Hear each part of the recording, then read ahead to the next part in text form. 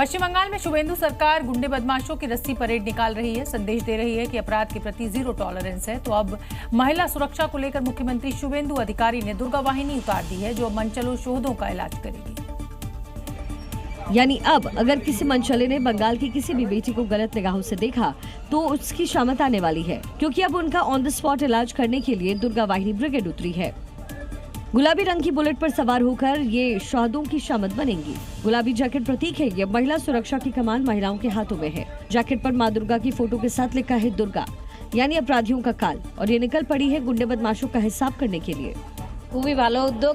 এটা আমি চেয়েছিলাম প্রত্যেক এলাকায় 10 জন করে মহিলাদের নিয়ে দুর্গা বাহিনী তৈরি হোক, কারণ প্রাক্তন। तो वही बाकी का काम पुलिस कर रही है। टीएमसी के नेता शौकत मौला के जुलूस की तस्वीरें आई। जो कभी जमीनों पर कब्जा करता था वो अभी की बिल्ली बना हुआ है। परेड के दौरान लोगों ने मच्छी चोर के नारे भी लगाए।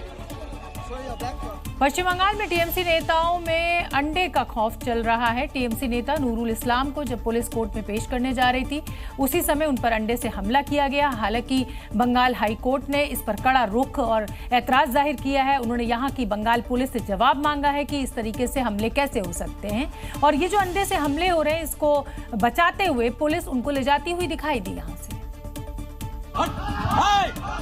अंडे हमले से बचाने के लिए टीएमसी नेता नूरुल इस्लाम को दौड़ना पड़ गया। आक्रोशित भीड़ से बचाने के लिए पुलिस टीएमसी नेता को लेकर भागती नजर आई। करीब 400 मीटर की मैराथन के बाद उन्हें थाने में सुरक्षित पहुंचाया गया। इस दौरान टीएमसी नेता का शर्ट भी फट गया। दरअसल टीएमसी के शासनकाल में नूरुल इस्लाम पर इलाके में दादागिरी करने का आरोप है, जिसके जवाब में अब लोग खुन्नस निकाल रहे हैं। वहीं बशीरहाट में भी ऐसा ही मामला सामने आया। जहां तृणमूल नेता के पति को सड़क पर पकड़ लिया गया और उसे स्कूटर से नीचे उतारकर पहले उस पर अंडे फेंके गए। हालांकि इस दौरान वहां मौजूद लोगों ने ऐसा नहीं करने को कहा। दरअसल इलाके के टीएमसी नेता पर आवास योजना के तहत घर दिलाने का वादा करके लोगों से हजारों रुपए लेने के आरोप हैं। उत्तर प्रदेश में पुलिस का अपराधियों के खिलाफ एक्शन जारी है और पुलिस की लिस्ट में इनामी बदमाशों के नाम भी शामिल है और लगातार इन इनामी बदमाशों पर ऑपरेशन लंगड़ा के तहत एक्शन भी जारी है। क्योंकि अगर कानून को हाथ में लोगे तो फिर योगी फोर्स ऑपरेशन लंगड़ा के तहत एक्शन लेगी, और फिर जब पुलिस की बुलेट चलती है तो खाली नहीं जाती और अपराधी स्ट्रेचर पर दिखता है। सुल्तानपुर में पुलिस ने सीतापुर के 50 हजारी बदमाश को पकड़ा है। चेकिंग अभियान के दौरान बदमाश और उसके साथी पकड़े गए, जिनमें से 3 लंगड़ा कर चल रहे हैं।